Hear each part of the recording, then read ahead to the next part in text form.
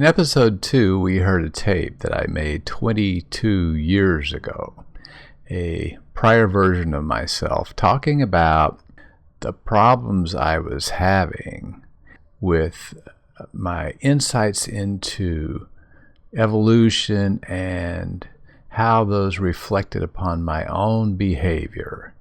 And after the tape, I talked about how a few months later I had stopped smoking dope and suffered what a friend said was a nervous breakdown, although it wasn't officially authoritatively confirmed that that's what happened. But let's say I had a major disruption in the organization of my reality. And I have spent the 22 years since then trying to reconstruct a newer, more competent version of myself, a more efficient, a more reality-based version of myself, with greater or less success. In fact, there have been several stages in this development. My progress along the way was guided at first by Alcoholics Anonymous, and later I got into reading. The first major reading I did was in Advaita Vedanta. I suppose that's the official designation. It was actually, I was reading a book by Gene Klein, or a book that was edited by Emma Edwards based on the teachings of Gene Klein. Next, I got into reading Chuangzi, a Chinese guy that lived about the time of the Buddha, 450 BC or so, and later on into other Buddhist writings, and finally ending up with a lot of Zen. That's what I had the most affinity with. Along with my reading in the various flavors of Zen, I got back into reading about the brain. That was the decade of the brain in the 90s when all this was happening.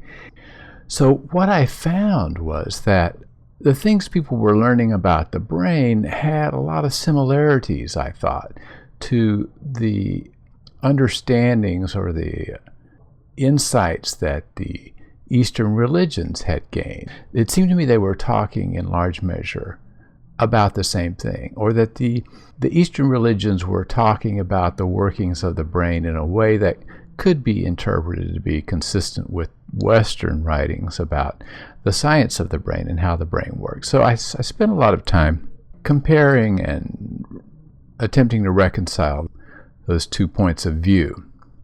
It was very challenging. One of my favorite books was written and published in that period by Richard Restak called The Brain Has a Mind of Its Own.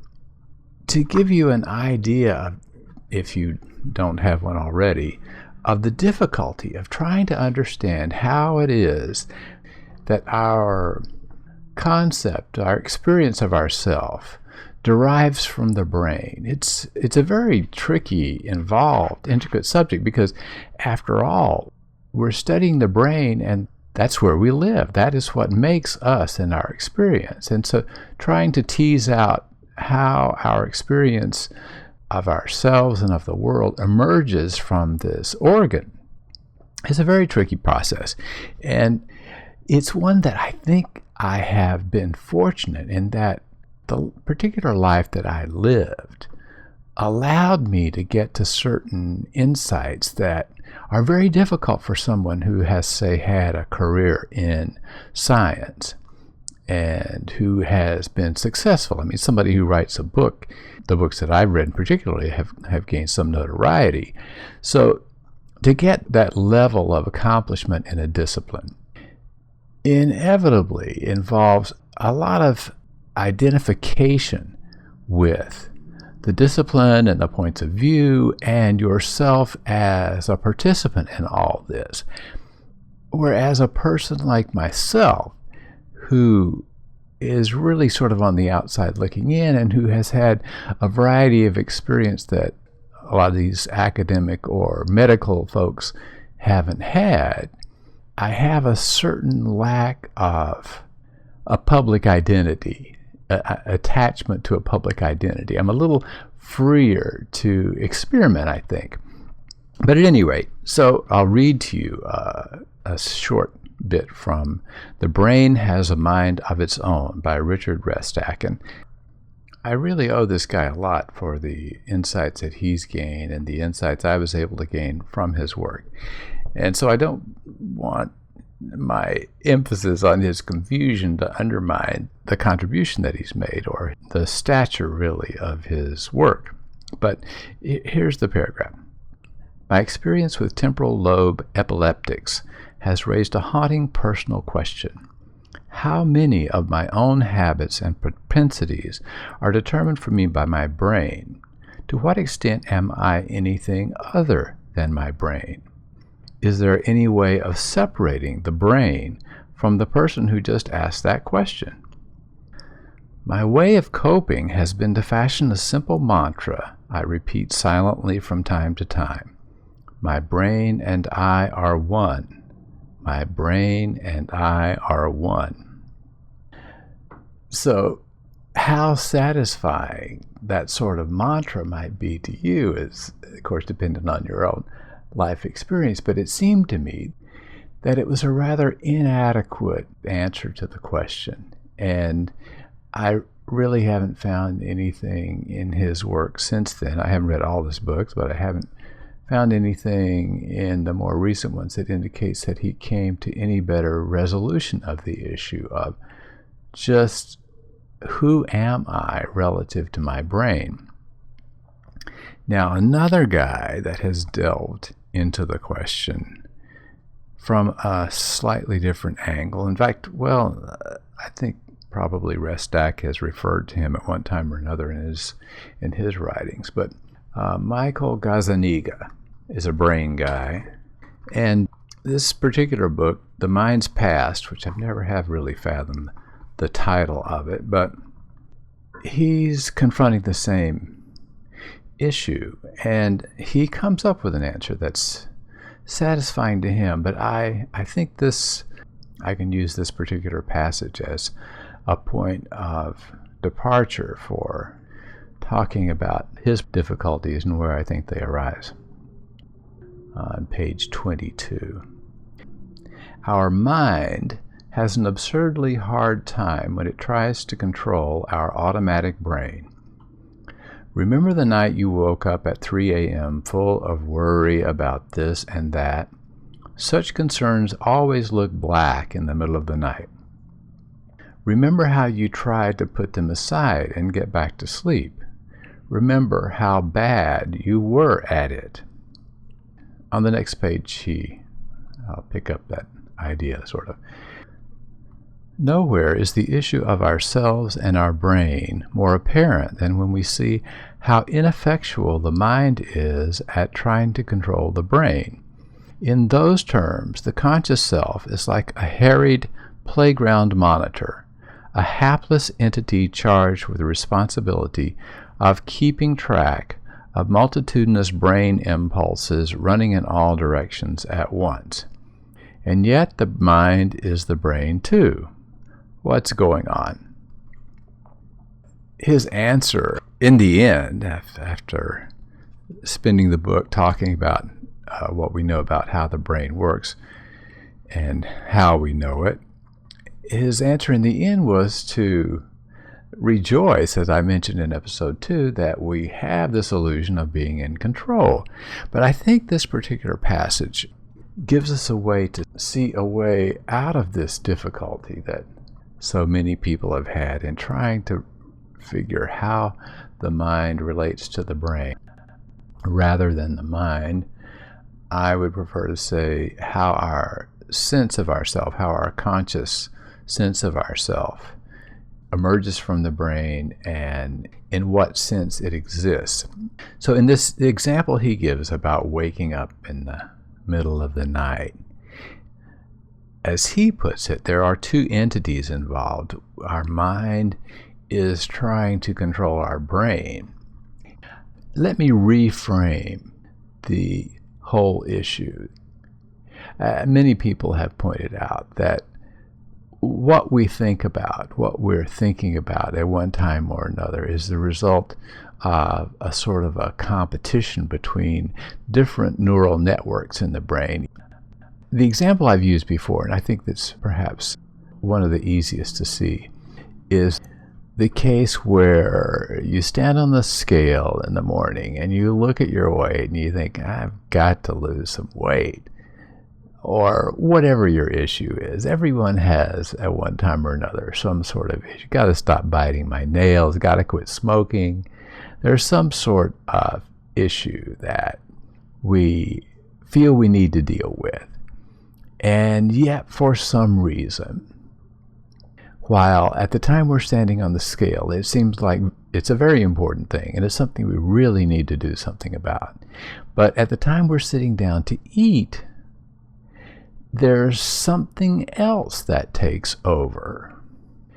And actually, the reality of the brain is that there is a neural network that is active when we're standing on the scale that is brought to the fore by the fact that we are standing on the scale and that it's something that we do in the morning or whenever we do it. And because we're standing on the scale, the appropriate thing to think, the most important thing to think, the outcome of the competition between all the various possible things we could be thinking ends up being, the winner of the competition is the thought that we need to lose weight.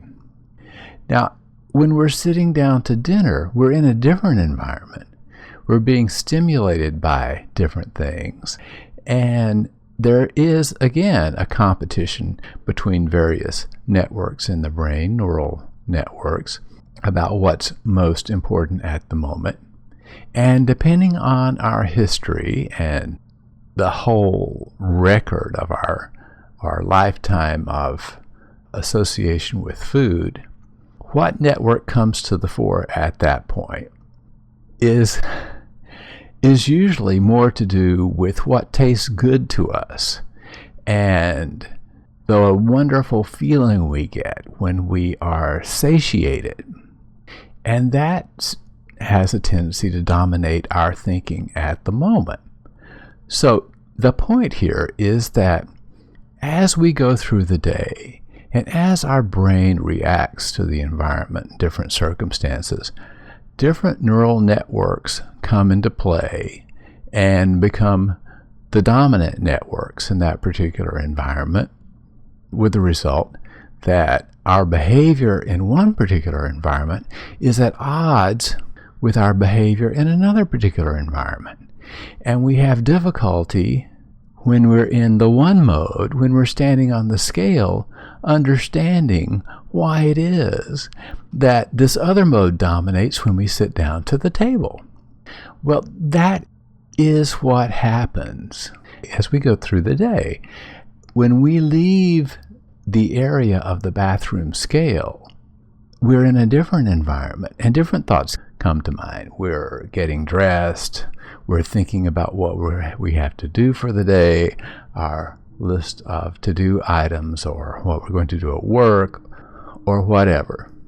The problem that Restak and Gazzaniga and everybody else has with this whole issue is that we have a feeling of unity, that we are the same person in all those circumstances.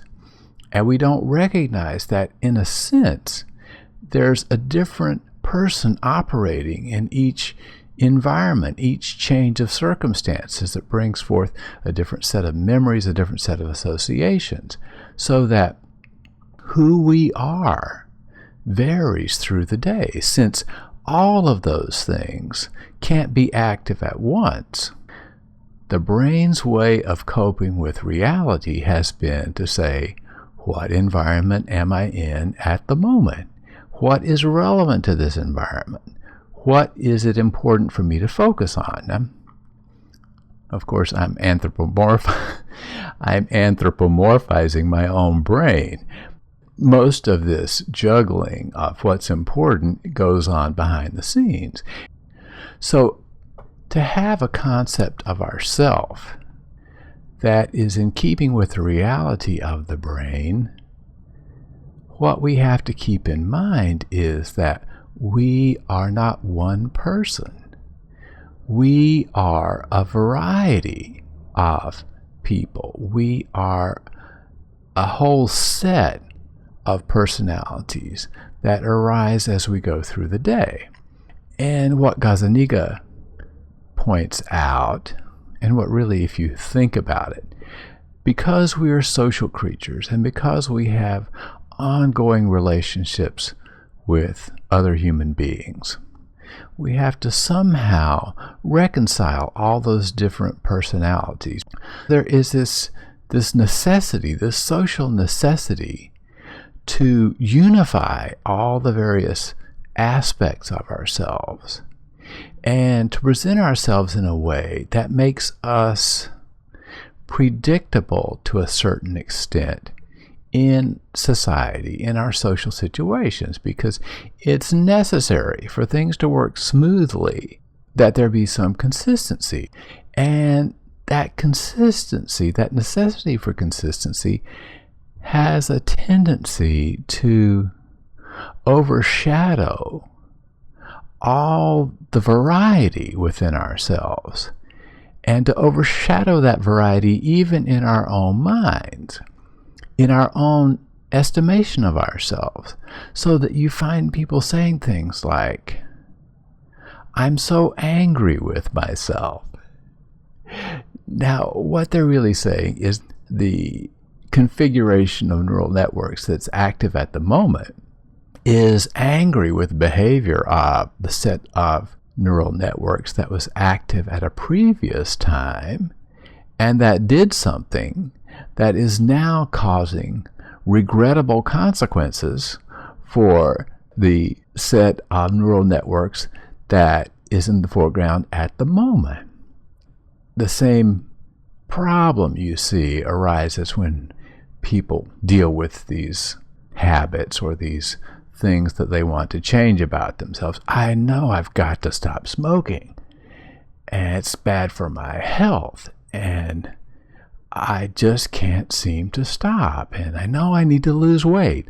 And all these things are problems and really symptoms of not seeing the diversity within ourselves. To give you an example of how seeing this diversity can be helpful, take the weight issue. The network that is active when you're on the scales needs to find a way to reinforce itself so that in the circumstances where it's really important for it to be in the forefront, it will be. To give you a hypothetical scenario, this wouldn't work for everyone, but when you're away from the table, when you're not about to eat something, subscribe to a health newsletter. Now, I subscribe to several.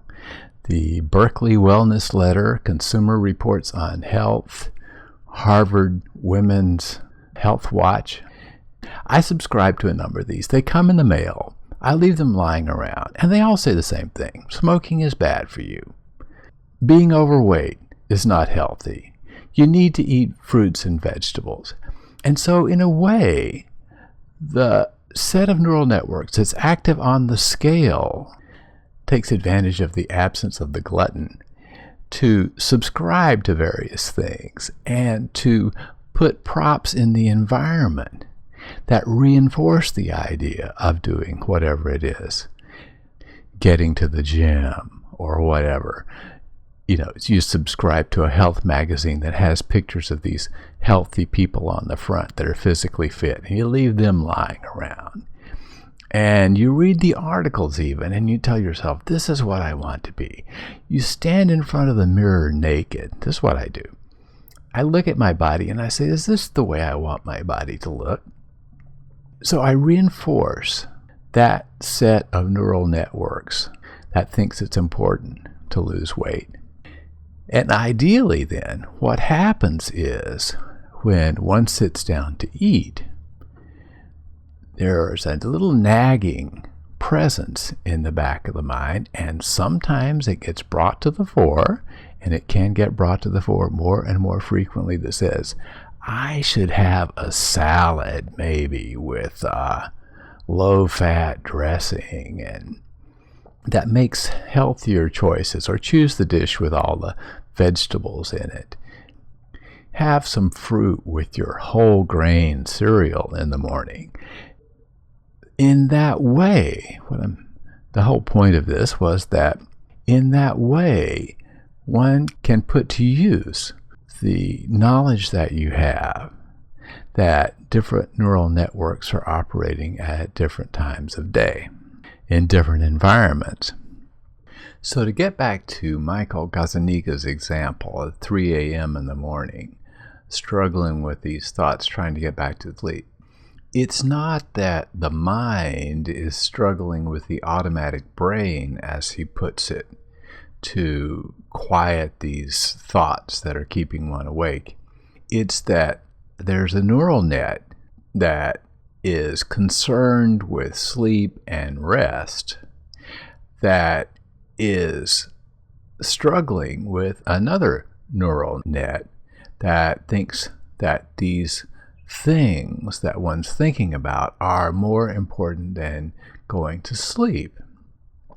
And so what we experience in consciousness is, at one moment, the neural network that is in favor of sleep comes to the fore and says, I've got to stop thinking about this stuff. And the next moment, the neural network that is in charge of whatever the priorities are of these disturbing thoughts is coming to the fore. It's winning the competition at that moment of what is important in the brain. And this competition is just, a product of all the various things that the brain is aware of at any one time or another and concerned with, prompted by the environment, the bills that have to be paid with not enough money, or whatever it is one's thinking about, the relationship that's gone sour. And the part of the brain that deals with those issues is in the ascendancy. It's getting reinforcement from other parts of the brain. It's like a committee meeting, sort of, and that there are different factions in the committee that say, oh, this is the thing we have to deal with. And another faction says, oh, no, this is the thing we have to deal with. We don't really see all the behind-the-scenes negotiation. What we see is what emerges in the foreground. And it ends up being this competition between the need for sleep and the need to deal with these issues. Now, believe it or not, all this talk about neural networks has been leading up to a subject that I mentioned in episode 2 when I spoke about the difference between what some people call left brain and right brain thinking. The part of our brain that deals with language is in most of us on the left side of the brain. That is where we spend most of our time. Again, because we are social creatures. And one of the most important things that we do is communicate with other human beings. And we tell them about ourselves and our point of view and our skills and all the things, you name it, everything that you talk about with people every day. Your brain spends a lot of time when there's no one around or in quiet moments rehearsing these conversations, if you hadn't noticed. Going over conversations we've had in the past and for ways that we might have improved our presentation of ourselves and the issues involved in anticipating conversations in the future. So we spend a lot of time consciously in the left brain, in the language processing area of the brain. So that is what we're aware of mostly. That is what our experience of the world is in large part made up of, even when there's no one around and we're just looking out at the landscape. We often find ourselves thinking of how we would describe this landscape to a friend, or whatever our particular proclivities are, it usually involves, or whatever our environment is, we usually find ourselves interpreting that and interpreting our experience of that in terms of our image of ourselves, our idea of ourselves, and how we're going to present this experience and this picture of ourselves to our fellow human beings. So we spend a lot of time in the language processing part, being aware of the language processing part. The end result of all this socially mandated verbal processing is that our experience of the world is largely filtered through the categories that we use to describe things, that we are given by language to describe things. We are always seeing the world in terms that we can use to talk about it with our fellow human beings. And this gets to be our dominant perception of the world, and what the world is like and what we are like is all filtered and focused, and really it's as if we had blinders on and only saw the world through this language-mediated framework. Because we're social creatures, and because we're so involved in the social aspects of who we are in our lives, it's difficult to get any perspective on who we are outside that, because we are so involved in it, so absorbed in it, and so, in a way, deceived by the need to present ourselves as unified beings. So, to get back to Restak's mantra, the brain and I are one. It's not true. The brain and I are not one.